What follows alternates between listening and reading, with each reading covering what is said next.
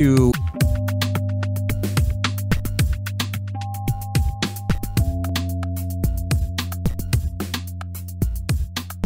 welcome back to Myth Informed. Today I have a new podcast co-host with me. It's Sean Frasick. Joining me today is Josh Benishek. Josh, how you doing? Doing pretty good, Sean. Hello, everyone.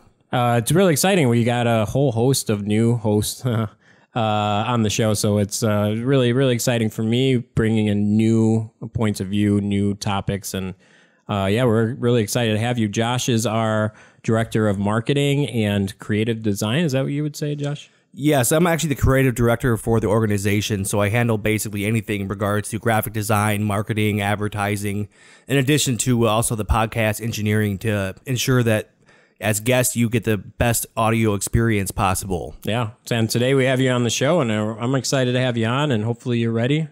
Today, we are joined by Harrison Mumia, the president of Atheists in Kenya. And Harrison's been on the show in the past. I've actually traveled to Kenya where Harrison and I met face to face. We had a really good conversation, a lot of projects that we've kind of overlapped on. But he has written many articles on atheism, religion, and secularism, both in Kenyan print and on the Atheists in Kenya website. And he's hosted many events out there, and he's been featured on the BBC, CNN, as well as NTV, KTN, Nation FM, and a whole host of other Kenyan media outlets. And so we're really excited to have Harrison on to update us on what's going on in Kenya when it comes to atheism. Harrison, how you doing? I'm very fine, thank you. How are you? I am good. So we wanted to start right away and talk a little bit about on the last show we did in 2015. You were trying to have Atheists in Kenya become a registered organization in the eyes of the Kenyan government. And can you take us through what has happened since then and all the ups and downs? Yes, thank you very much for having me on the show. And once again, greetings from Kenya. In Kenya, it is around 10:30 p.m. in the night. But I think I talked to Sean and he came to Kenya. We really had a good time. And I've always been, trying to keep in touch with the Atheists Milwaukee. I've been receiving the newsletter, by the way. I've been reading it. So we've been trying to do our own newsletter, which we also do on a monthly basis. Not as good as the one we read from the Atheists Milwaukee. But thanks, Harrison. You're too kind. But we're trying to make it as appealing as possible. Now, with regard to the case we are having in court, the good news is that we are going to have a hearing. The judges have set a hearing for the month of June 28th, which is really good news because the judgment of this particular case is going to be very significant in terms of how the country views the whole subject of atheism. What happened, just to give you a history of where it all started, in the month of February 17th last year, we got registered, of course, by the Kenyan government as a society.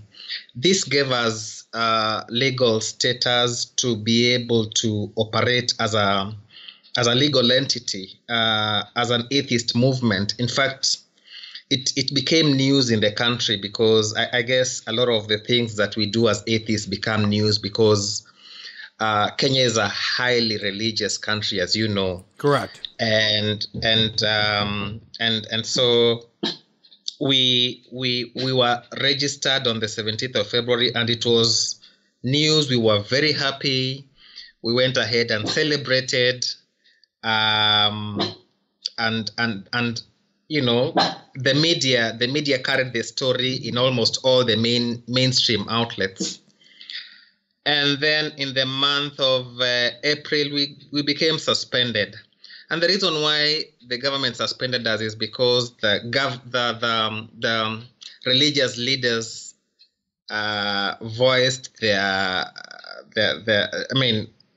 raised their voice on this issue and said that atheism is not constitutional. It's not the Kenyan way of doing things, and the government should not have registered us in the first place.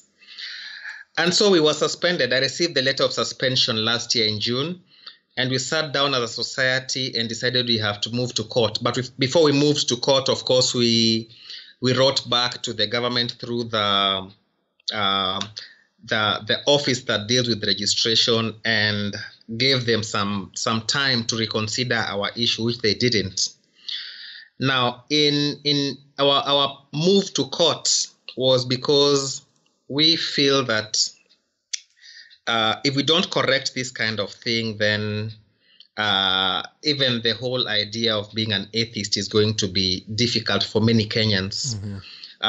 It's basically discriminative against the atheists in Kenya society to be suspended really based on no good reason. And we've looked at our constitution. Our constitution is cited as one of the most progressive constitutions in Africa because we have a Bill of Rights that is very progressive. It has fundamental freedoms, including some of the freedoms that also are in some of the laws. For example, the United Nations, Human Rights Declaration. Things like freedom of belief, freedom of religion, freedom of conscience, state religion, separation of church and state. It's not exactly the way it is in the US, but we have articles that talk about separation of church and state. So we moved to court and cited all these articles. And I was in court in the month of March. I was also in court last week.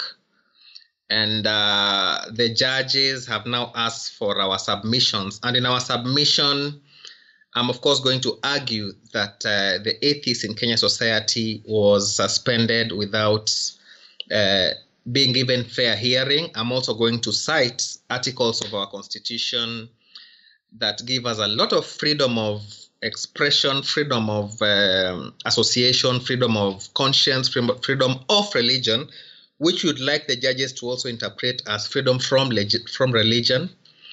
And I think we have a very strong case against the government. Personally, I'm very excited about this case because it is likely to embarrass the government in a big way during an election near. Remember, this is a year when Kenyans are going for the general elections. So it's going to be very embarrassing because everything seems to be in our favor. Yeah. There is no compelling reason we've received from the government pertaining to why they suspended us, citing any practical reason. So we think that it's an important case and it's going to set a precedent. Yeah. It's also going to free up a lot of distortions about atheism. We have asked the judges to declare that atheism is constitutional and is in line with our constitution.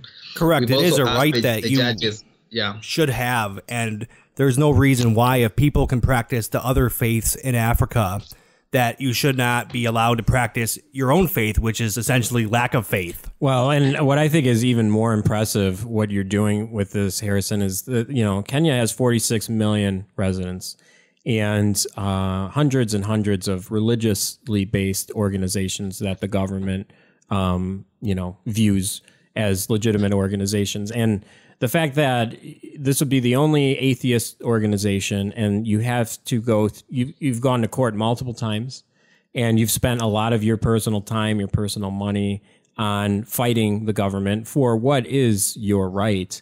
I think it's super important and very impressive. And, I feel sorry. I feel bad that you've had to do all of this. Like in the US, in the West, all we have to do is fill out some paperwork and all of a sudden we're a registered organization. We haven't had to go to court. We haven't had to, fight the Supreme Court. We haven't had to bring up the Bill of Rights. So yes, this is a really interesting story and it's super important. Yeah, let me just mention that as the president of the Atheists in Kenya Society, I feel it is important that I do this. I mean, irrespective of how much money I spend and time. Because I look at, if you look at the history, I normally look at the history of the people who have transformed societies. And I think sometimes you have to come to a point where you have to do something, not because you want to achieve anything, but you just feel that it's important. Now, in this country, we actually are the first atheist society to ever been registered by the government. And to me, that opened up a lot of debate and discussion in the country about atheism. I've been on like all the media houses in Kenya discussing atheism.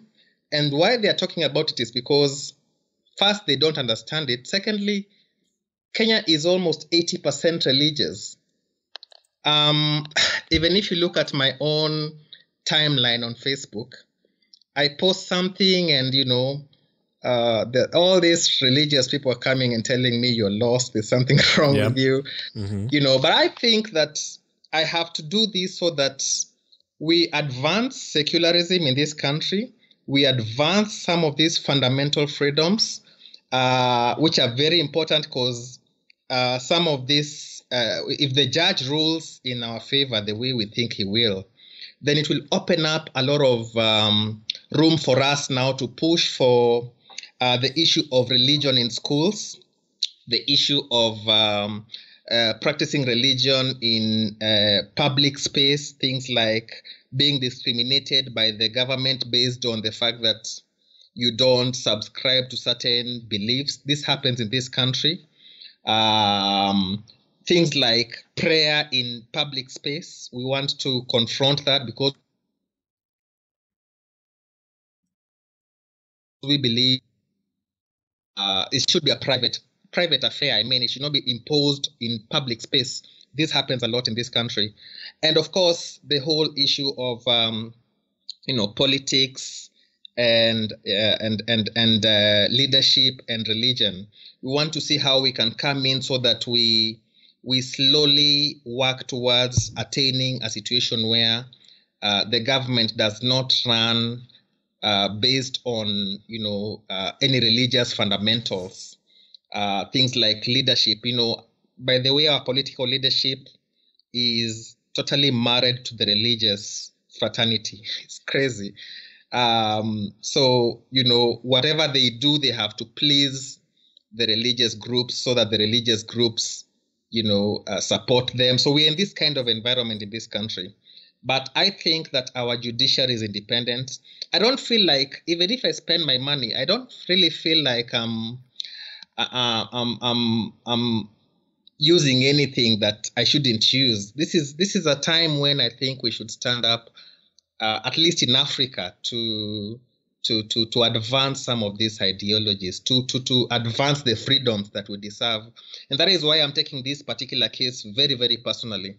Maybe I need to mention that even when it comes to going to court, atheists don't want to come to court with me because they fear that if the media carries the story, they may mention their names and they don't want their parents to know, they don't want their relatives to know that they are part of this particular case. Yeah. This shows you the extent of stigmatization that the whole idea of atheism carries in this country. Correct. I think it is a big stigma. And I read on one of your Twitter tweets something about having people consider you actually a Satanist because of the fact that you are an atheist. And it's quite funny because even with our civilization here being much more advanced in certain ways and open-minded, at first conversation, people that hear that I'm an atheist say, "So you're a Satanist?" Then I said, "Absolutely not. I don't believe in Satan." Right. Well, and just the I guess if you want to call them trolls or whatever, but the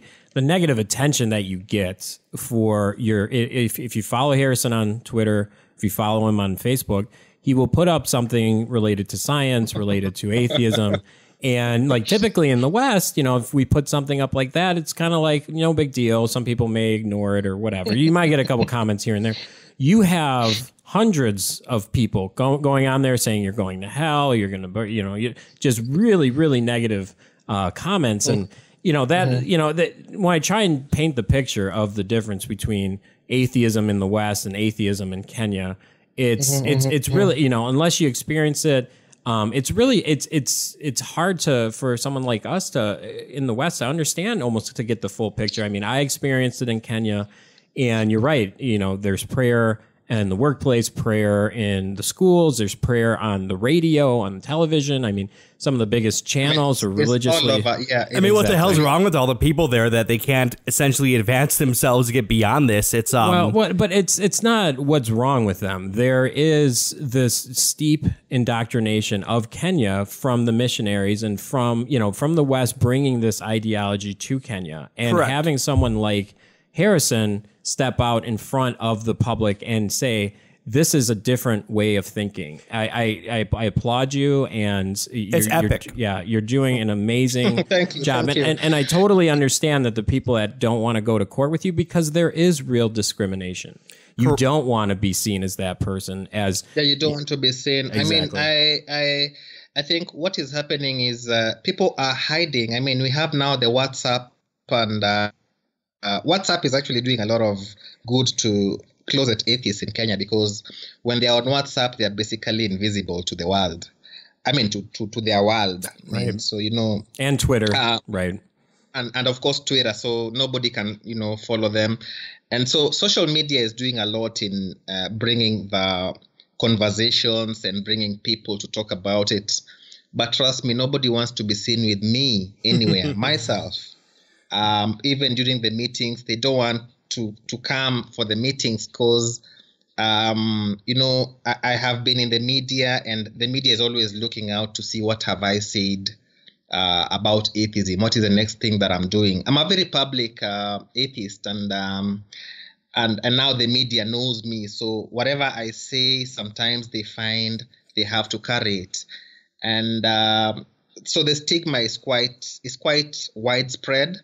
I was called by somebody who is a Muslim, an ex-Muslim, who is now an atheist, and the parents refused to pay for the school fees because they felt that he had abandoned his religion, and they're not now. They didn't consider him, legitimate in quotes. I mean, they didn't understand why he had abandoned Islam.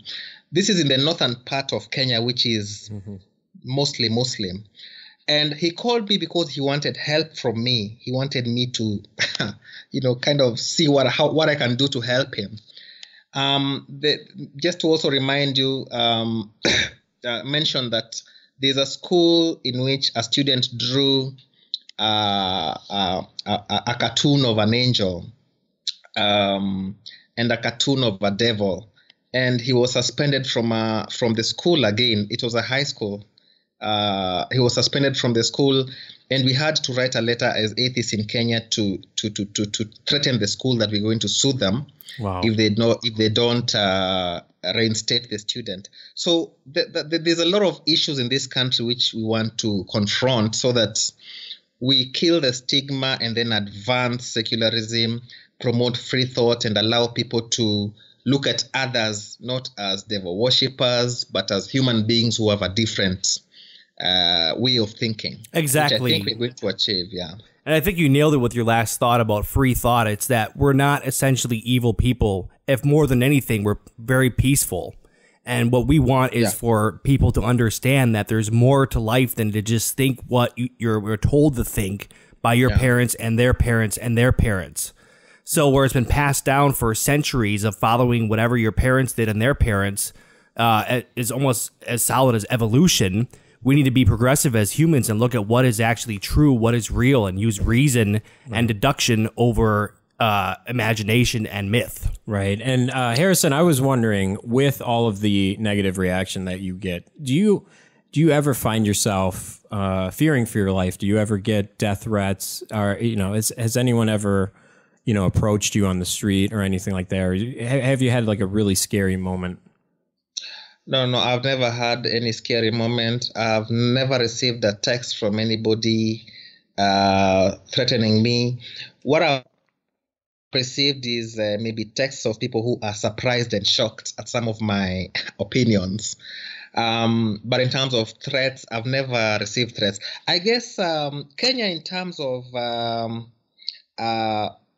being moderate, I mean, we're not like Somali. Somali is a highly Muslim country. We have the Islamic, those jihadist groups there. It's a very unstable country. If I was this kind of prominent atheist in Somalia, I know I would be dead today. Mm-hmm. They would have hunted me down. I mean, I find that Kenya is a bit more tolerant because I've been on TV, I've been on radio, I work in a public institution. We have not had a situation where I've not seen a situation where my life has been under threat by anybody, by form of text, form of communication. And I think I don't know, I'm trying to theorize why that is the case. One of the things I'm thinking is that much as we are a religious country, we are multi-religious, mm-hmm. meaning that we have, even the Christian faith in Kenya is so fragmented, they can't agree on a single thing. Then we have the Muslims who are also very influential in this country. But again, they are also fragmented because we have two competing Muslim groups. And then we have the traditional African religions. For example, we have where I come from. I come from a tribe where they have the traditional African religions with their leaders, people who they worship, mm-hmm. and they go to these rocks and the shrines and they worship their gods, which are different from the Christian God and different from Islam. So I think because of that multi-religious kind of situation in this country, we don't have an extremist approach to atheism. But I think that in a country like Somalia, where we have levels of security are very low, we have majority of them are Muslims, and not just Muslim. We have extremist groups there that hunt down even those who are not atheists. Just anybody who they feel is against them, they're going to hunt you down and do something bad.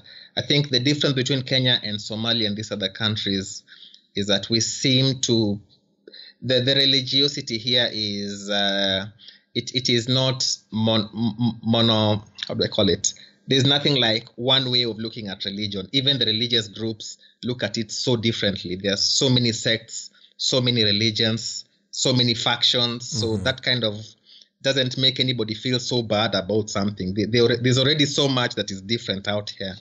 Well, that's great that you can still get along with everybody and do that without having threats on your own personal life, because what you're doing is important for the people of Kenya and for the world in general, to show that it's not something you should fear or cower against, right. To stand up for yourself and your rights against the government. Right. And like, just from my perception, when the government suspended your organization, it's almost like they made atheism illegal in a sense. And that's kind of what the message I took back from that. And, hopefully in June, you guys are able to overturn this decision and be seen as a legitimate organization. How are you feeling about that court date? Are you feeling positive? Are you hearing anything right now?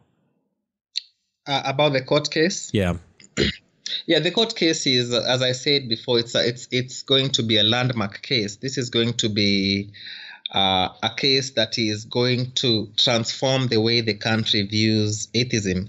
As I told you, one of the things, we are asking for several things from the courts, but two important things is that we want atheism to be declared constitutional. Now, once that declaration is made by the courts, then nobody, including the religious groups, is going to say that Kenya is a country founded on, Christianity or founded on religious values. We want the court to really declare that atheism is constitutional, and there's nothing wrong with being an atheist, and that will free up a lot of Kenyans who are still closeted, atheists who are still closeted, to be able to talk freely about their atheism, talk freely about their issues with various religions. So that declaration is going to transform the way atheism is seen. In fact, it's going to also have impact on the politicians who are our parliamentarians, the ones who pass our laws, that they cannot pass any law that is favoring any religion. I mean, we are going to rise up and raise issues in court, and nobody can come and tell us that you have no right to raise such issues as atheists, So that is one of the declarations. The other declaration that we want the High Court to make is that atheism is not unconstitutional, which means that nobody can come and say that our constitution does not recognize atheism. Those are two important things which we want to the court to make. So I feel very positive about the case. I feel good that I'm the one in court. I'm the one talking to the judge about this. I'm currently preparing what we call submissions. There's a submission I'm making for the Atheists in Kenya Society on this matter. So again, I'm also learning a lot in terms of what it means to have a Bill of Rights that gives fundamental freedoms and rights for association, for belief and conscience. And I'm looking at other cases that have been rulings that have been made by other jurisdictions. So I feel very nice, very good about this case. I think it is something that is exciting for me. I think that the judges are going to rule in our favor. I also think it's going to really transform the way atheism is seen. It's going to be a big precedence in this country. So moving forward, I'm also looking forward to June 28th, so that this matter comes to a close. I'd like to see how the religious people will react once the judges rule in our favor. Right. That is quite funny to think about it. Yeah, because they're the ones who actually persuaded the government to suspend us for no reason. So it will be interesting how they are going to react to this. Wow. But yeah, this is beautiful, not just for Kenya, but I think Nigeria have also registered an atheist society. I got that information about 2 weeks ago. So we are working with them to also see that their society, solidifies and becomes, as impactful as the Atheists in Kenya Society is. I just hope they don't get suspended. Africa, these governments in Africa are just crazy. They talk one thing and do totally different things. Well, and they don't follow the constitution. We always have to go to court to fight for our rights around this side of the continent. Well, we do share some commonalities with our government sometimes, but what government? And that's what these organizations are all about. Making sure we keep church and state separate, making sure that that all human rights are being followed. And what you're doing is extremely important and powerful. And as you know, we just got our U.S. president election is now complete, and I'm sure you saw the craziness on your end with what happened with that. But you guys have a election coming up on August 8th, and I see you tweeting about it and putting Facebook posts up on it all the time. What's happening there? What are you thinking? What are you worried about? Okay, this coming elections are actually we're having a situation where we have two main competing political groups, and I think one of the things about Kenya which I need to make you know is that there's something called tribalism. Tribalism is one of the one of the main factors when it comes to how Kenyans proceed to vote their leaders, particularly the president. You probably know that in 2007 we had post-election violence in Kenya. I don't know whether you heard about that. Mm-hmm. And people fought, and Kofi Annan, who was that time the Secretary General, I think, former Secretary General of the UN, had to come and to broker a peace agreement between the two competing political sides. Now we are sort of in the same situation, and I think for me, what I want to see is an election that is free and fair. And I'm leaning towards, of course, supporting the opposition, mainly because, this government seems not to honor its pledges, but most importantly, in terms of rights, even as the president of Atheists in Kenya, the government is frustrating us as atheists just to get a mileage politically without observing what the Constitution says. And my worry is that if this government comes into power, it will look for other ways of frustrating atheists, even if the court makes a ruling in our favor. So, and in Kenya, governments are very powerful. Despite the court rulings, they could still find ways of frustrating your movement. They could frustrate you in certain ways. They could register you and do other things. So to me, this government does not seem to be very keen on protecting the fundamental rights and freedoms, not just of the atheists.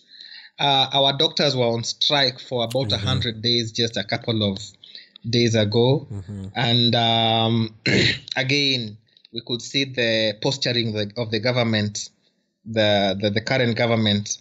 They don't seem to be servant leaders. They don't want to listen to opposing ideologies. They don't want to work closely together with the unions. And these are things which I hold very dear. I think that a government should be a listening government, not a government that imposes its will on the people. And that is why most of my posts on Facebook are, of course, anti this government. I believe that the opposition has something to offer. Raila Odinga, who is the head of the opposition, has demonstrated before that he supports constitutionalism, he supports civil society, and remember, civil society would include Atheists in Kenya society, which advocates for advocates for some of the things that the current government doesn't like, because we are advocating for free thought. We are advocating for removal of some of the form of religious studies that are going on in schools. Correct, in the workplace, as you mentioned before, too. So is he? So he is in support of Atheists in Kenya? My thinking is that he would not instruct the Attorney General to suspend us. Okay. The Attorney General, who has currently suspended us, has suspended us because the current leadership under Uhuru Kenyatta is more inclined towards listening to what the religious people say.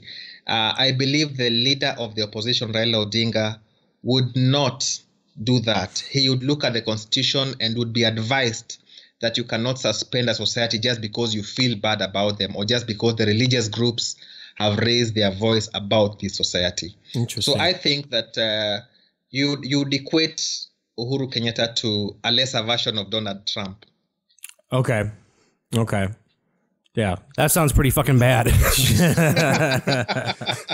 Right. Yeah, it'd be interesting to try and get him for an interview and see if he would really support Atheists in Kenya.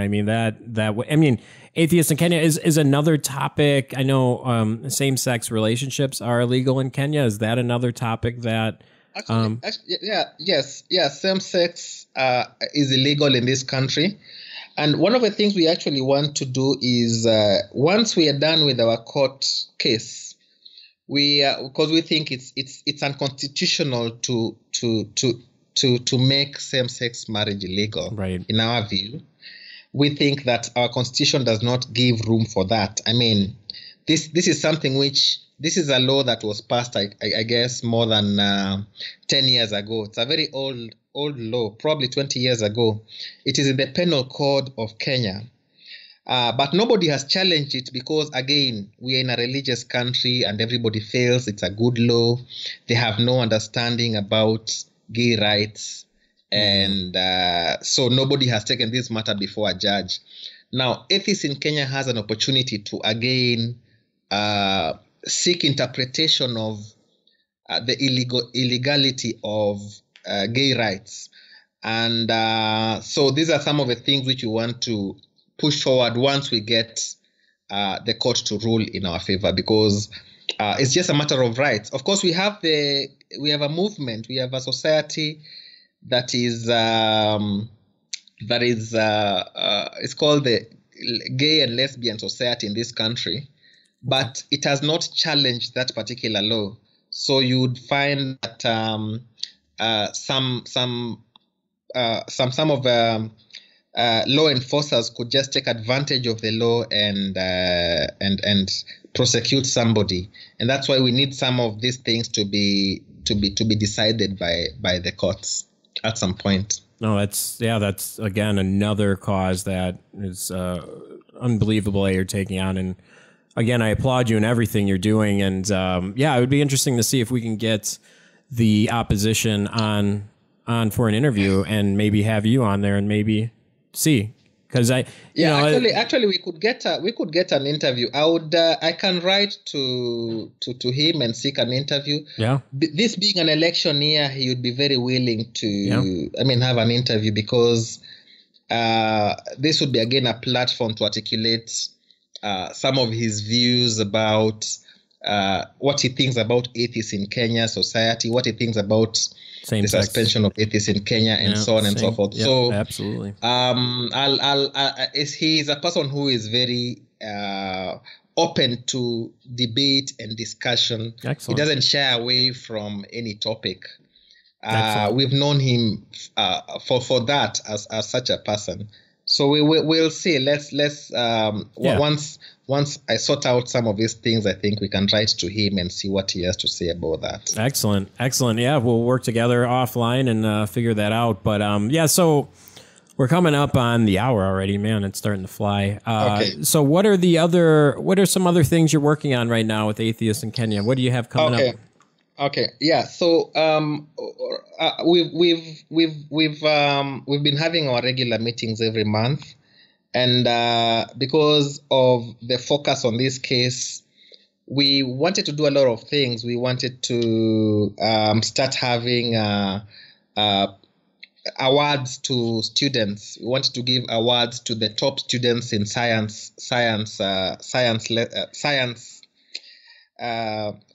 of science studying science in high schools, in Kenyan high schools. So we wanted to start with a few schools and write to them and say any student who, for example, any top 3 students, we can give them a present, a form of a token, just to encourage students to study sciences more. Yes. And, we thought that is a good thing, because one of our objectives is to promote an understanding of the world from a scientific and rational perspective. And so we thought by doing that, we will be encouraging others to actually study science more and, excel in science. That's one of the things we wanted to do. Another thing which we are currently pursuing is to try and deal with the issue of the elections, of course. We want to see whether the atheist society can have a position on the elections, in terms of, can we have somebody who we can give our support as atheists, leaders who can observe and defend the Constitution. Also ones that would accept really, your place as an atheist, correct? As an endorsement. Now, of course, yes. Yeah, so we want to see whether towards the elections we can have a collective approach to somebody who will advance some of the things that we're trying to do. Somebody who will not look at us as people who should not exist in the Kenyan society. So we are discussing this, and we're trying to see whether we can come up with a statement of support to, as atheists in Kenya, to one of our politicians, and say these are the reasons why we support this particular politician, because we feel that he's going to support us as atheists in Kenya and protect our rights in a country that is overwhelmingly religious, in a country that has certain perceptions about atheists. We need a leadership that understands that there is a constitution, we have freedoms that we are allowed to exercise. Mm-hmm. So these are some of the things we are looking at. Excellent. And of course, we are also trying to. We have been invited to the humanist conference in Britain, in the UK. Excellent. We received this invite last week. So we are trying to organize and see how we can go for that conference and participate in that. We are working together with the Humanist Society in Ghana, and also we are supporting the Atheist Society in Nigeria to at least get standing on its feet. And yeah, so we are basically just, again, looking for ways of marketing atheists in Kenya, because we think there's a lot of misunderstanding about atheists. So we are trying to reach out to as many atheists in Kenya as possible. So there's a lot of things that we're doing, but most importantly, we want this case to be determined. I think that is our focus right now, because that will open up a lot of room for many other things to start happening, to begin happening. Of course, and you're going in the right direction with partnering with other reputable agencies or communities within other parts of Africa, in addition to, of course, Britain, which you just mentioned. And that's great. We both applaud you for that. One thing I wanted to touch on is one of your Twitter tweets that I found quite interesting, which was, "The missile attack on Syria by Trump is totally welcome." So I read that, and I was thinking to myself, well, that's actually pretty fucking funny. Wow, Trump actually did a good thing. Holy shit, like, what happened? But yeah, let me just explain that. I strongly feel that I think Obama, having been I supported Obama. Obama has been a very good president, but I think that he was not very decisive on the issue of Syria.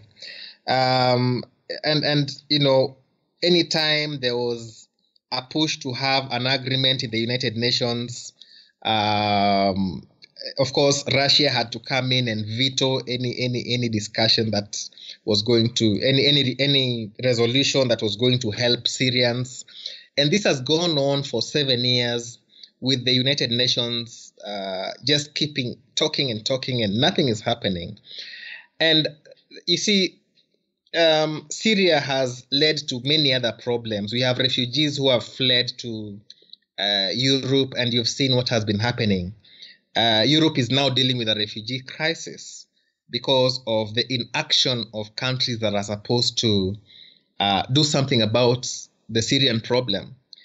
And when you have a chemical attack, like the one we saw last week, 2 days ago, which clearly is a chemical attack by Assad. There is nobody who is disputing that it is Assad who did it, and he has done it. This is, I think, the second time he did it. This was in all mainstream media. I watched it from my house, and I felt somebody has to do something. So when Donald Trump, and I'm not a fan of Donald Trump, I don't think he represents my kind of leadership.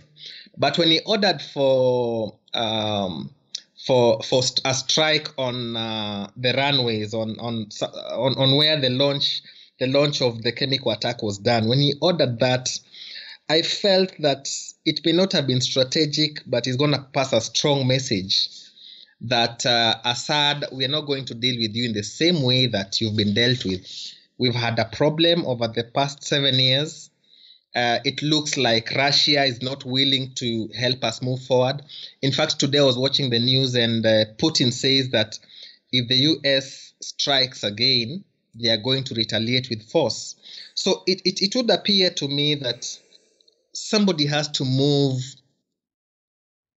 forward with this process and get to the bottom of it. Correct. And if it will take some sort of extraordinary steps to resolve this matter, then that is what should happen. Remember, in the Second World War, we also saw what happened when Hitler started invading, when he invaded, Hungary and the other countries, including France. At some point, suddenly we realized, at least the countries, the European countries, including America, realized that, hey, unless we do something, Hitler is going to, ruin everything. He's going to take over all the countries, and it had now to. The U.S. had to come in and support the war effort by Britain and Russia, and that is how they won against Hitler. I feel that there comes a time when and Hitler again Hitler was just doing what he thought he needs to do to expand the influence, the sphere of influence of the Third Reich. That is what he wanted. He wanted to take over Europe and of course Russia, and the US had to do something. So I just feel like when people are dying of chemical attacks, especially children, is the main thing. I mean, killing kids and that are innocent, have done nothing wrong, and just watching them gasp for air. I mean, it's pretty. That was. Yeah, I guess I felt very bad, and it makes you angry that any adult would do that to a population of his own people. Yeah, I mean, I think it's crazy. I think as human beings, I mean, when these things happen, and I saw Trump talk, and I guess my feeling was that he got a bit affected by that. Most of the time Trump has spoken, I don't think he has been honest looks genuine. But I think this time he sort of felt like this has really gone too far and I have to do something. What he did may not have a long-term solution to this problem, but I guess it's going to start opening up other ways of resolving such an issue. Yes and no. Why I tweeted like that. I mean, it's the same reason why Obama didn't do the same thing, was because of the Russia issue in doing it. And why Russia's protecting Syria, I don't know, but that's one of the biggest reasons why Obama cowered against it. Was because of essentially the retribution that could be seen by the comrades. Well, I guess. Yeah, go ahead. I think what's happening is that Russia is using some of these conflicts to extend its power and influence in the world, so that we sort of have two centers of power. I guess that's how I read it. So Putin wants to be seen to be able to stand up against the United States, and Obama could not stand up against Putin because he did not want any sort of war or conflict. But I think somebody has to stand up to Putin. And I think during the campaigns of Donald Trump, he said he looked like he's such one person.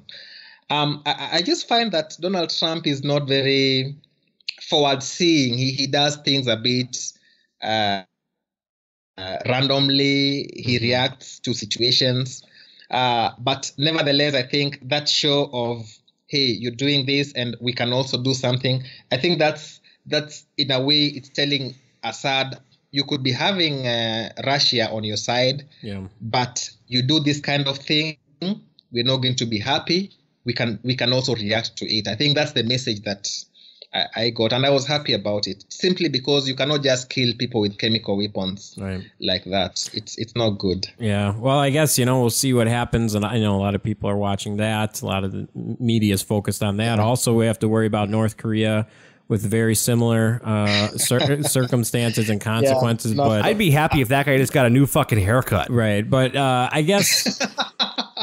I guess if we can get back to, what things we can actually do. I mean, we, when you and I met, I think it was 2015, You're already doing amazing things. And, I've seen you, obviously you're growing now. You're networking and partnering up with all these other organizations, which I think is extremely important. We've done the same. And the fact that you guys are doing so much, and the fact that the government doesn't even recognize you as an organization, just speaks volumes to how much work you guys are doing, and how much energy has to go into something like this. How can people in the West support Atheists in Kenya? What can we do to help get your message out? Yeah, so one of the things that is very challenging for Atheists in Kenya society is that,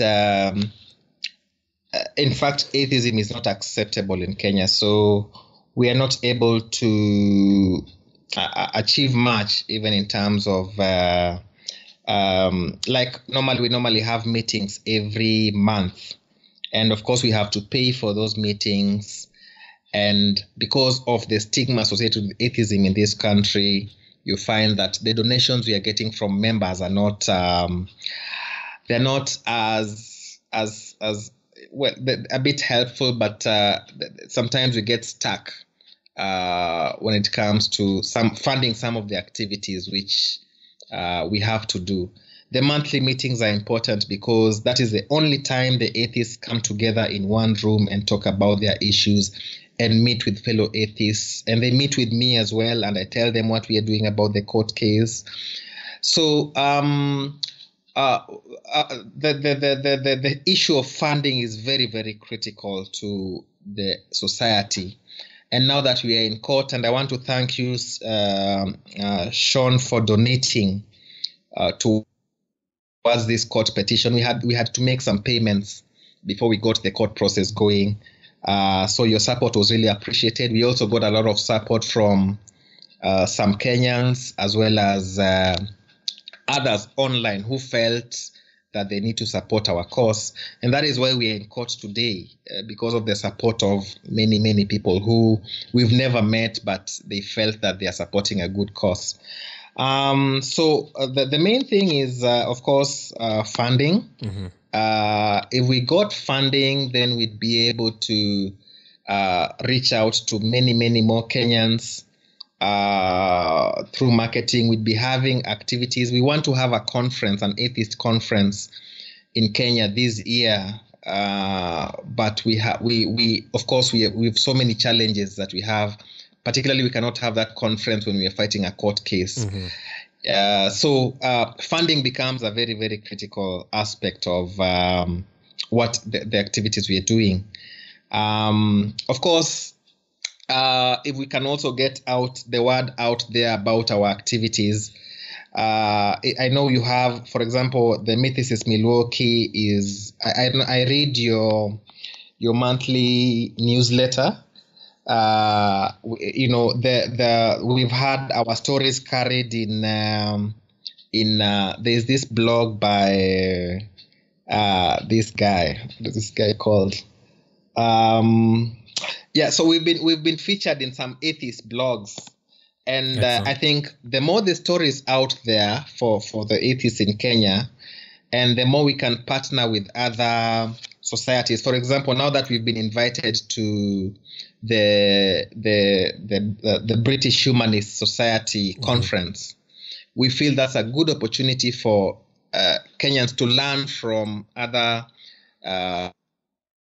organizations that are like-minded and how they have been able to get where they are. So we want to have learning and networking experiences between atheists in Kenya and other organizations. I think, for example, I know the Mythicist Milwaukee, you've done a lot of shows with atheists from all over the world and in America, and we'd like to have one day to have such kind of shows, have shows and feature people from all over the world, and we'd like to know how you're going about it, how you came to do those kind of things.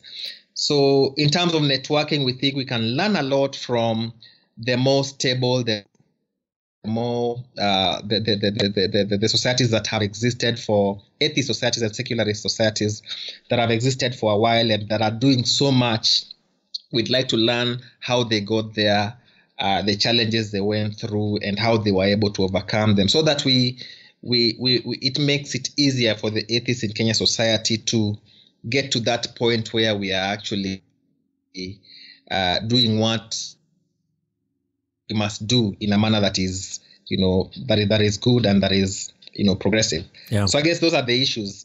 Those are the issues that we need support in. Yeah, and you can go on the Atheists in Kenya website and donate. You just go through PayPal. That's all I did. Just went through PayPal. You can contact Harrison for talks if you want to bring them to your country, your city. Also, another cool option is, and Harrison and I have done this a couple of times, Google Hangouts or Skype video, where you can just conference in. Harrison has many spots where he can project you onto the screen, and holding an international event online is really cool. We had the one with Richard Carrier, Robert Price, and David Fitzgerald when we talked about Jesus and whether or not Jesus existed. And the one that I'm excited, and so we are releasing Batman and Jesus on September 30th, 2017. Oh yeah, by the way, yeah. The goal is, I remember there was, you had done. I saw that movie. It's complete now. It's almost complete, and the goal is that when it's released, that we're gonna send you some funds, send you the movie, so you guys can have a movie screening out in Kenya. I know we've had conversations. We'd love to show that as soon as it comes out. Absolutely. I'll take leave from my work to just deal with that. You wouldn't have to take leave. We would set it up, but it was interesting when we first had the conversation on that. You thought, how do you think people are going to react to that?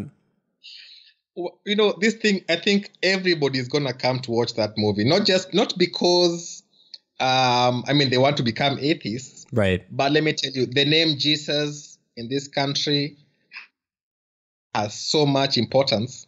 If you say that he did not exist and you have a movie about it in Kenya, it's going to be carried by all the media and everybody will come and want to see, hey, what are you talking about? What about Batman? Jesus is my savior. What are you talking about? Is Batman's a big figure as well? Yeah, Batman, of course, is a figure, but Batman is sort of, a cartoon. We know Batman from the cartoon. Right. So is Jesus. Side of things. Yeah. Yeah, no, that's exciting. So it's as soon as that's released, we'll work together, get the movie to you, and get a premiere out in Kenya. We're really excited to do that. But yeah, again, Harrison, thank you so much for spending the time with us. Please keep us updated. Watch his tweets, watch his Facebook, like, share, get the word out on this. I think, in the West and the U.S., from my perception and my experience, people take it for granted that we can have atheist organizations, secular, humanist, the list goes on and on with the different names. We can have that and not have to worry about it. But Harrison, you are in a situation where the government won't even allow you to call yourself an atheist organization, and essentially has made atheism illegal as a result. And, keep up the good work. Let us know how we can help, and hopefully people will start reaching out and seeing how they can partner. And again, great work on everything you guys are doing. We have nothing but respect for everything that the atheists in Kenya are doing every day, every month. So thank you. Thank you. Sean, thank you very much. And thanks for your support. Thanks for having me on the show. I'll pass your greetings to the atheists in Kenya. Thank you for listening to Myth Informed. Myth Informed is brought to you by Mythicist Milwaukee. Producer Sean Frasick, associate producers Fritz Blondon and Kristen Whitaker Hood, engineer Josh Benishek, technical consultant Jason Lawson, and hosts Brian, Dimitri, Jacob, and Joseph. Every week we produce a new podcast that sheds light on religion, secularism, and mythology. If you enjoy this show, please support us on Patreon at patreon.com/mythicist. Mythicist Milwaukee also brings major secular conferences and debates to the Milwaukee area, along with community events, both local and online. To support us in bringing future events, become a member at mythicistmilwaukee.com to receive member-only benefits. You can also visit mythicistmilwaukee.com and hit the donate button located at the bottom of each page to place a financial donation amount of your choice. And now, the closing theme, written and performed by Shelley Siegel.